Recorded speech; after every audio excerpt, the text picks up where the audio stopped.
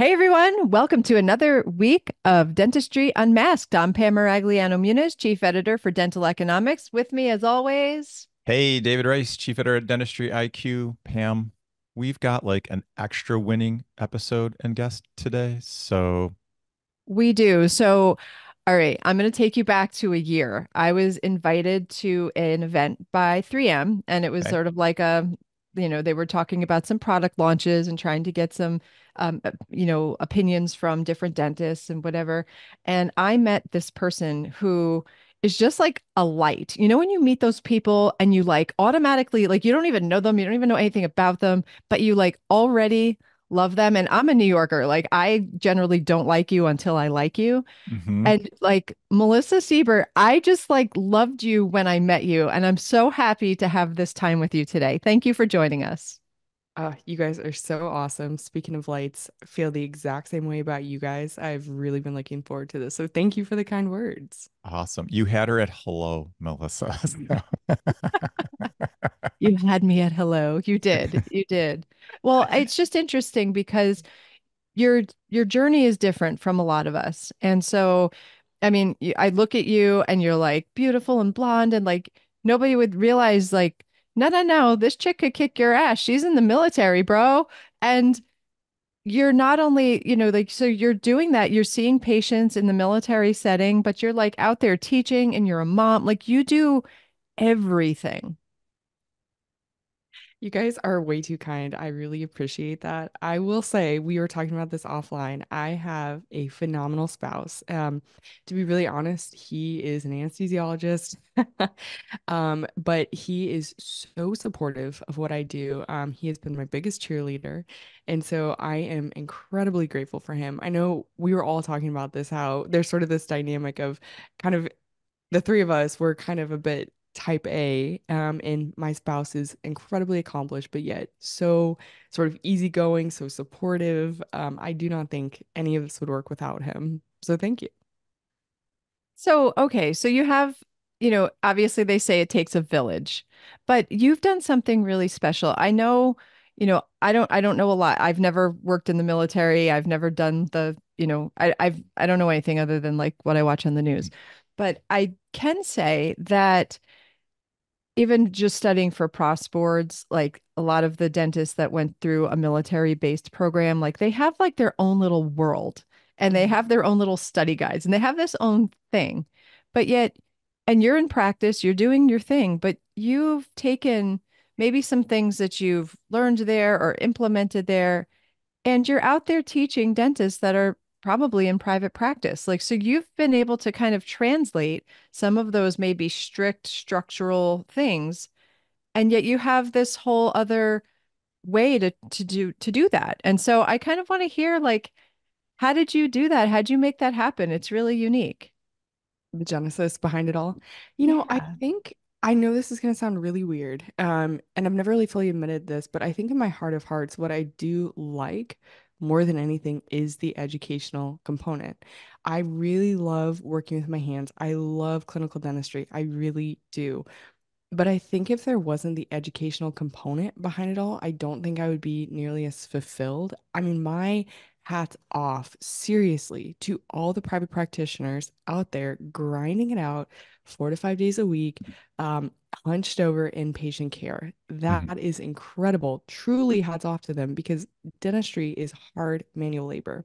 But I think the aspect of it I really enjoy is that when I have some kind of like clinical scenario that I learned something from or it was a challenge, there's a little pearl from it. I love to document that and perhaps share it with our colleagues. I think that's what gives me a lot of joy and that's what is able to keep me going.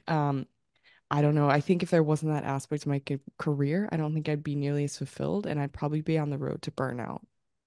I think one of my favorite things that I see with you on Instagram is you find those little pearls that are so easy to gloss over and we take for granted unless we start because we think like, oh, we do this all day, every day. Of course, everybody knows this until you share the pearl and you see that thousands of people out there going like, oh my gosh, that made my life so much easier. So I have a question that this was hard for me in the beginning. And I know we have a lot of people who think they want to grow up to be you. how do You guys you are too kind. how do you like build it into your process when you're working on a patient to be like, oh, I've got to capture this moment. This is one of those moments. Does that just come to you, or do you try to capture everything and then walk back to it? How do you think about that?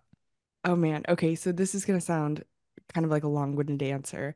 Um, there's this book I read one time. I think it was called Accidental Creative. I think that's what it was called. It wasn't this li it really wasn't that life-altering of a book. I wouldn't necessarily run out and get it. But one of the pearls, I think probably the only pearl I extracted from it is sort of surrounding yourself by things that kind of spark your creativity. So for me, that means immersing myself in a ton of CE, like reading a ton of textbooks, probably doing like a lot of on-demand CE. So I'm kind of my brain is almost always primed. I know this sounds weird, but I really try to do make a conscious effort to at least read 30 minutes of a textbook a day, which by the way, Like that. Speechify is my jam. That is basically text to speech. It's like $10 a month, phenomenal. I recently just discovered that. Talk about a gold mine. That's made it a lot easier to crush some textbooks. But so I think by constantly being primed with those creative resources, when I'm sort of in patient care, I think all of a sudden it's my eyes are primed toward it. So it's almost like if you do the exercise with yourself where you sit in a room and you say red, red, red, suddenly red will begin to pop out to you. You could take any color. I think it's the same thing where by surrounding myself with creative resources, my eyes are then therefore primed. And I actually think even on my worst days, I am most fulfilled when I sort of find that little spark where I'm like, ooh, like I might have just found an easier workflow, or I was just able to implement something I learned from a CE program. And I will say that I take a lot of photos. That I basically, my camera setup is more than my wedding ring, which isn't saying much. It's kind of teeny tiny. My husband got it when he was a med student, bless his heart. But I always kind of keep my camera on me so I can capture a lot because the reality of the matter is 1/10 of what I'm actually posting or publishing is what's actually taken. There's a lot of pancakes out there that I'm constantly throwing out. So what do you find? So, all right, I got to go back to textbooks, like, because a lot of us Oh, haven't picked up a yes. textbook since we graduated dental school. We can be real about that. What are your textbooks of choice right now? Great question. Thank you for asking me that. I love to talk about educational resources. Um, Quintessence actually, they're putting out some pretty good stuff. I will say, full disclosure, one of my criticisms for Quintessence is some of their textbooks are just a lot of pictures, but it's not very helpful, not very practical.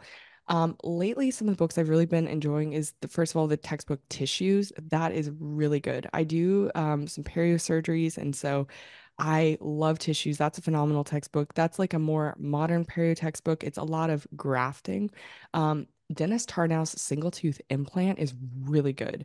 If Mhm. you are placing implants, that textbook is a must. I mean, stop everything you're doing, check that textbook out. I also am loving, I sound like Oprah. It's like, this is what I'm loving for the month. I am loving Implant Prosthodontics by Todd Schoenbaum. Love that dude. Yikes, there's a few other ones. Zero Bone Loss Concepts by Linkavicious. I'd like to pick that up. And then Implant Ninja, he's got a great All on X textbook. And then I'm looking over there. I've, of course, enjoyed Pascal Monier's Biomimetic Restorative Dentistry textbook. That's pretty good. So lately, that's what I'm reading. But I also really have to emphasize, and I'm not like an affiliate or anything. I have no relationship with Speechify. For all I know, they don't, I mean, they have no idea who I am, right? But that's been a phenomenal resource. I mean, it's so cool. It's like you can upload any PDF, if you have a PDF of a textbook, you upload it onto Speechify and it will read it in whatever voice. So it's like you can pick Gwyneth Paltrow, Snoop Dogg, Mr. Big. I really like Barack Obama's voice, so they have a knockoff Barack Obama. You can even record it in your own voice. So that's been really nice because, like, commuting to work, I can get a little textbook reading in from work. That's phenomenal. Okay, so you like Barack Obama. Do you have any like secret voices that you like to be read by? Yeah, probably. I mean, of course, I'm looking right at him. Oh my gosh, who was the guy in Shawshank Redemption? What's Oh, his name Morgan again? Freeman? Morgan Freeman or Barack Mm. Obama. But Yeah, yes, killer voices. I've really enjoyed Barack Obama reading to me Dennis Tarnow single tooth implant. If he only knew. If he only knew. Oh, come on. You can't tell me that you wouldn't want to dabble for like even 15 minutes. Snoop Dogg reading Pascal's book. Come on. Okay, so actually that was Biomamizzle to the dizzle. I I mean, know. come And on. that was the problem. I couldn't take it seriously. Like it was too funny for me that I wasn't actually able to focus. I actually, believe it or not, started out with Snoop Dogg, and then of course it's AI, so sometimes it has trouble like repeating dental concepts. So there was just a funny, it was like hearing Snoop Dogg say like the papilla, like the papillae, but he would mispronounce it. So but 10 out of 10 would recommend. And I would say this is kind of a concept I'm really picking up on is technology.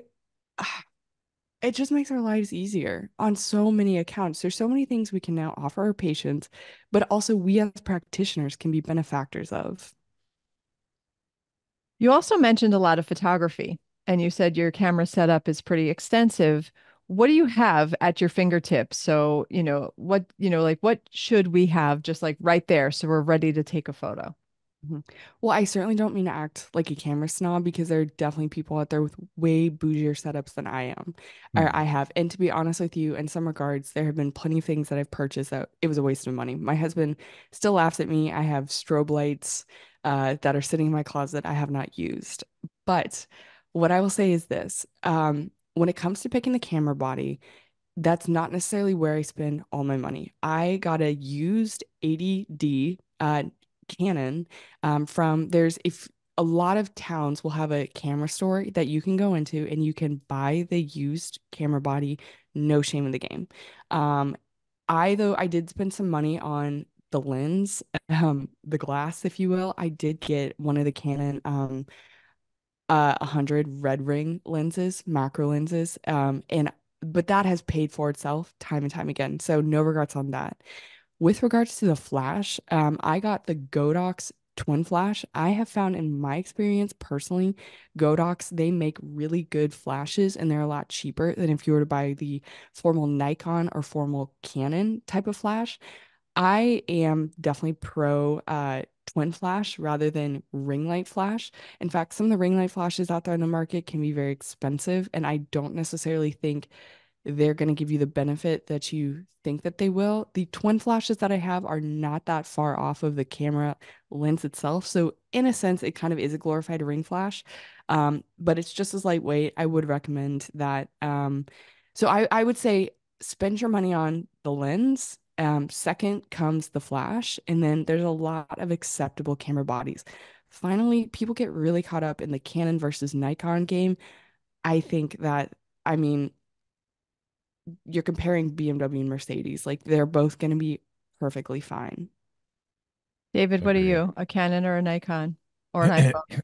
I'm a Canon guy, but I'm not really a Canon guy. I think I fell into Canon, but every single person I know who knows photography outside dentistry echoed exactly what Melissa just said. Like, listen, if you like Canon, buy it and stick with it. You like Nikon, buy it and stick with it, but they're great setups. You? Same. And again, I am a Canon person only because that's what I'm familiar with. And I'm not a Mhm. photographer and I don't know anything about photography other than what I know, which is pretty limited. And so I know how to do that on a Canon. So that's really where that kind of begins and ends for me. So you share these little pearls, like you almost like find these little like nuances in restorative dentistry and like focus on those, which I think is terrific. What's your kind of favorite thing you're working on right now? Mm, I love that. By the way, I do want to caveat it with this. I think restorative dentistry, for whatever reason, is particularly direct restorative, just gets snubbed. It just is viewed as, if you're interested in materials or direct restorative, you're somehow less than. I would say that what I publish, the direct restorative, is just a small component of what I do. I hate to say this. I do pander to the algorithm a little bit, and restorative dentistry does very well on the Instagram algorithm.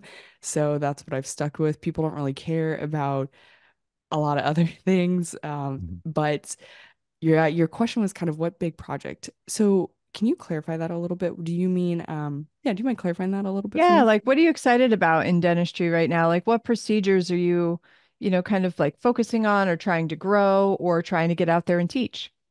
Mm, great question. I would say, first of all, I am a little bit of a revolving door where it's almost like based on a given week, there might be a particular interest that I have. Right now, as you kind of could tell by my textbook list, my interest du jour, just the interest of this month is really implants. Implants and 3D printing right now. It's not that it's somehow superior. It's not that I'm departing from direct restorative. It's just that I have some really wonderful friends in my network who really recommended I pick up some of these implant textbooks. It got me really fired up. And that goes to the point of how critical community is. And I mean, you all have really embedded yourself in some phenomenal communities, but I would say that is the virtue of social media. Social media, dental Instagram sometimes gets a bad rap, but wow, you can really go make some amazing friends there. Okay, so I love where this is heading. Who are some of those people? Because we all know there's like good circles of folks, and then there's maybe like, well, I don't, maybe all that's not what it's cracked up to be. So who are some of your favorite people that you're like, these are my people? Well, first of all, you guys are wonderful. So you guys are definitely on the A list. Man, I think it just depends. I think, first of all, I think a person kind of has to go with their gut. There have Mhm. definitely been seasons of times in my life, I think me, just like anybody else, perhaps tried to embed myself with a group of people that it just wasn't me as much. I know my interests. I know that I'm a bit of a nerd. And so the people that are co-nerds with me, Love it. it's just an organic, harmonious relationship. And I would say we've all tried to do that in our life where we think we want to be a certain type of person and it's just not us. Um, so I'm not necessarily going to quite just answer your question with just saying people, but it's also maybe the energy that they bring. So people that when I might post something I'm interested in social media, they're cheering me on and I'm cheering them on. It's people with an abundance mindset. Where the reality is that I think I heard you all saying this. Like a rising tide raises all ships, people with that mindset, because there are definitely people out there that have a scarcity mindset. And it's easy to get swept up in that. It is. Yeah, there's a lot of negativity out there, but there's also a lot of positivity and a lot of Yeah. really great people. And, it's not a really, I'm going to date myself, but it's not really that new of a concept. Like, did you guys ever have pen pals back in the day? Oh, yeah. Right? Like, there's some people like you'd write to and you'd be like, oh, so like I was big time a hockey nerd. And so there you could get pen pals like in this hockey magazine. And of course, they were all in like Canada. And, so I would like write to these people and we'd like write back and forth about like hockey games and players and stuff. And there's just people you click with and people you don't. But now it's just so more like amplified because everybody can see who you're clicking with and who you're not. And I've had people reach out to me and they're like, "Oh, so I see you communicate with this one on Instagram a lot. Like what's with that?" And I'm like, what's not with that? Like, what does it matter? Like I can What does be that mean? nice to everybody. Like, exactly. But I think also, there's a lot of judgments out there and there's a lot of negativity. But I agree. If you just surround yourself with positive people, I think Instagram can be, and baby cows and definitely cavaliers, Instagram can be an amazing place. Yeah. I get I hooked on all the animals. Sorry. Baby cows, it's like, that's a rabbit hole. Oh, that's funny. My thing is baby otters, but same thing. Yeah, and I think a person can get swept up in that to an extent. I think a person has to be mindful.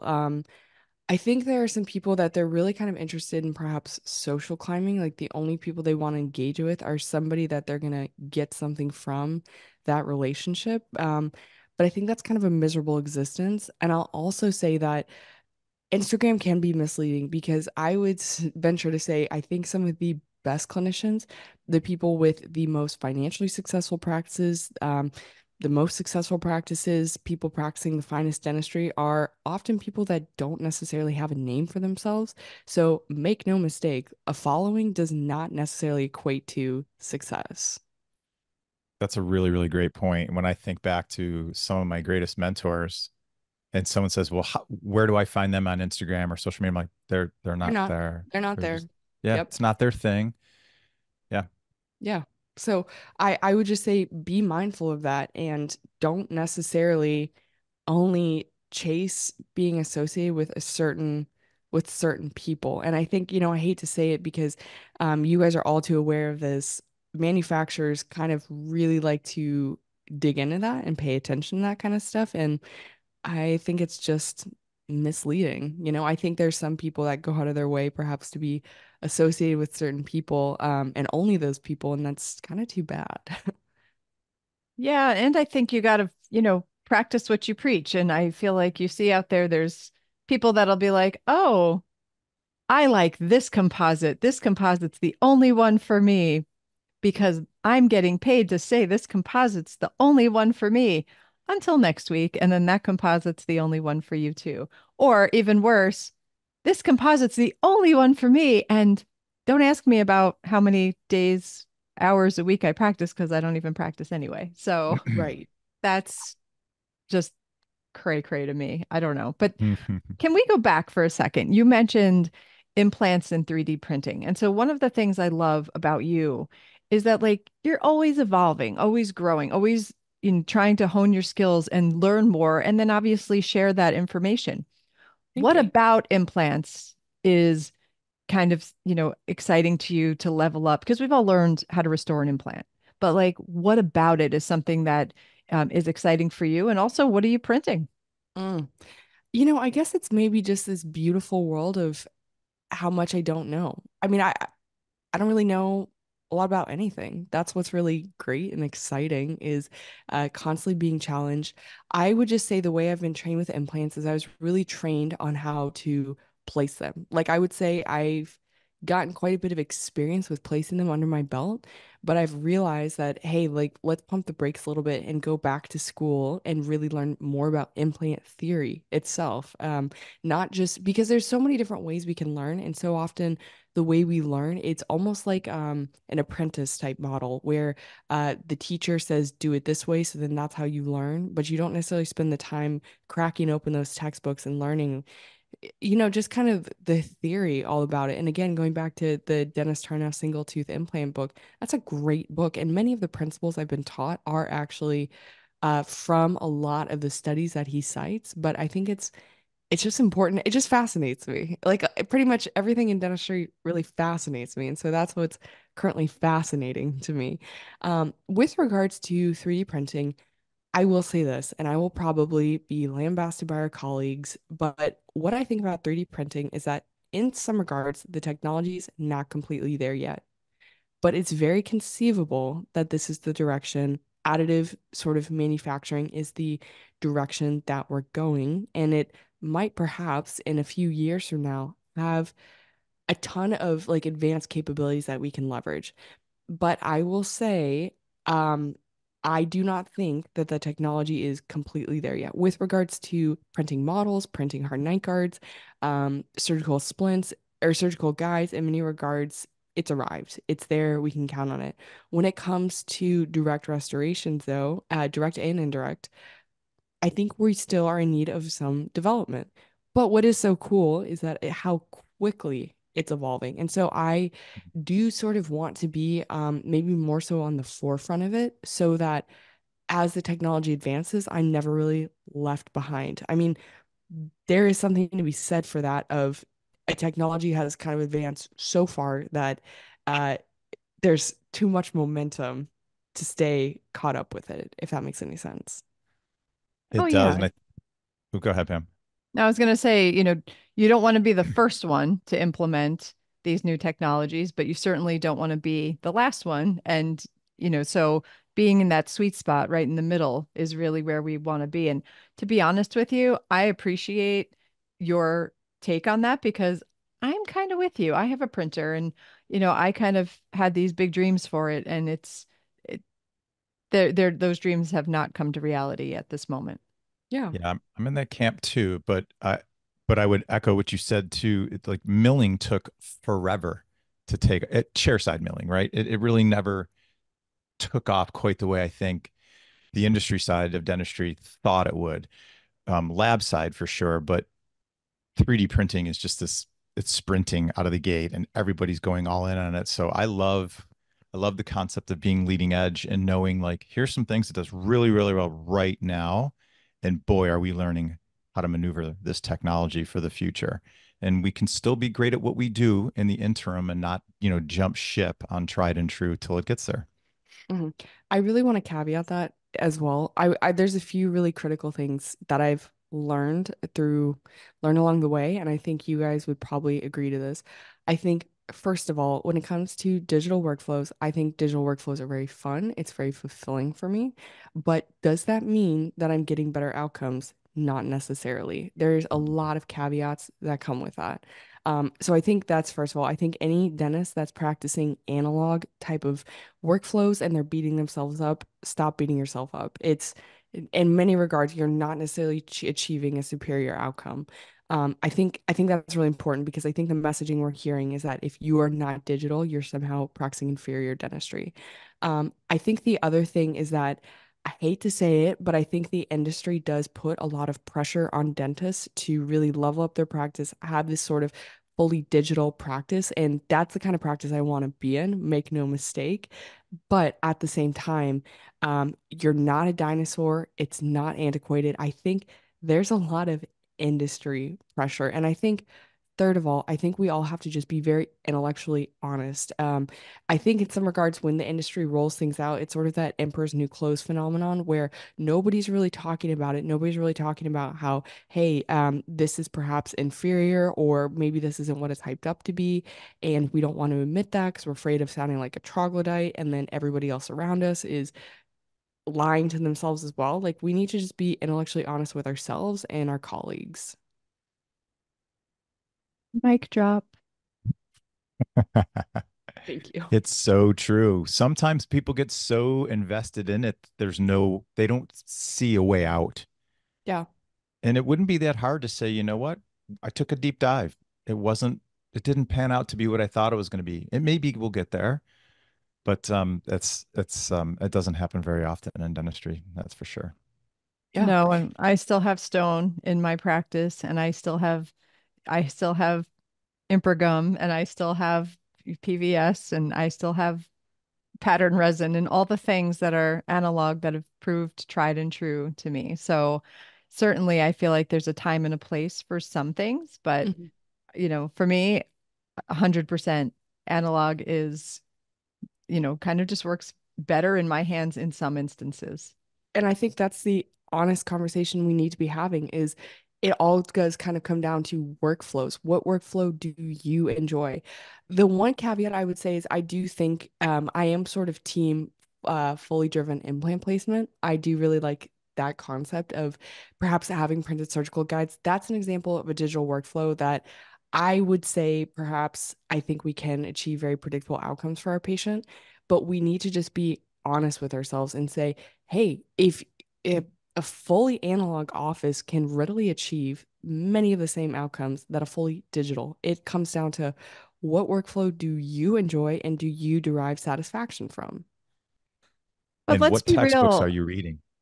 Oh yeah. Because I mean, seriously, where's the science behind what you're doing and how much are you still a student today? I think that's so important and it's often forgot. As you said, Pam, so many people haven't read one since they graduated from school. And it's an easy place for us to get to because life gets really busy. Mhm. No, it's true. And I think when it comes to, digital workflows for implant planning and ultimately implant placement, it is more efficient because at the end of the day, it's a restoratively driven plan. And so a lot of dentists don't want to take the time or take the expense to wax up a case and make a surgical guide based off that wax up. I mean, there's so many steps that go into that now we can predictably do digitally. So, yeah, no, I think you're right. I think when it comes to implant planning, digital knocks it out of the park. Mhm. I would agree. I would agree with that statement for sure. I would say one thing I do enjoy is using the ExoCAD, um, like dental CAD application and then ExoPlan. I like to kind of design the case and then take that workflow into ExoPlan to like plan the implant placement. Um, it's also that just so happens I really enjoy that workflow, so I'm kind of willing to invest in learning it because it's something I enjoy. Mhm. Well, you know what's fun? When you have a nice outcome and when you have a happy patient and when you have a Yes. beautiful case that the tissue is supported properly and it's hygienic and you're not seeing caries on the adjacent teeth. And so, yeah, I think it makes it significantly more fun because it improves your outcome. Agreed. Yeah, So, yeah, I know. We are Melissa, I could spend like all day with you, obviously. Like I I love like know. the days we had together a year ago. So we need to do that again. But where can people follow you and continue to learn from you? And where can people see you, in a lecture or something coming up? What's going on? You guys are too kind. So I am doing kind of a full day presentation at the AGD. Yay. Hope to see you guys there. I also am the creator and host of the Dental Digest podcast. Very nerdy. Not as fun as your guys' podcast, but very nerdy. So always check that out. And then yeah, hit me up on Instagram. It's Dr. Melissa Seibert or Dental Digest Podcast. So thank you guys for your time. I love what you guys are doing. And as aforementioned, keep shining because you guys are providing a great resource to our community. Thank you so much. And thank you for your time and for joining us. And we cannot wait to see you again soon. Awesome. Love you guys. Thank you. Thank you. All right, everybody, for Dentistry Unmasked, we'll see you next week. Bye. Peace. Thank you, everyone, for watching or listening to the show this week. And thanks to our guests and sponsors on this episode. Please check out our social media at Dr. Pamela_Maragliano and at Dental Economics Official. Or you can check me out at Ignite DDS or at Dr. David Rice. And go to dentaleconomics.com to receive dental economics. You can choose to receive DE in print or digitally, and you can also get the details of our Principles of Practice Management conference on our website. If you have topics or guests or anything you'd like to talk about on the show, send us an email to dentistryunmaskedpodcast@gmail.com, and we will do our very best to make it happen. Thanks again, and we'll see you next week.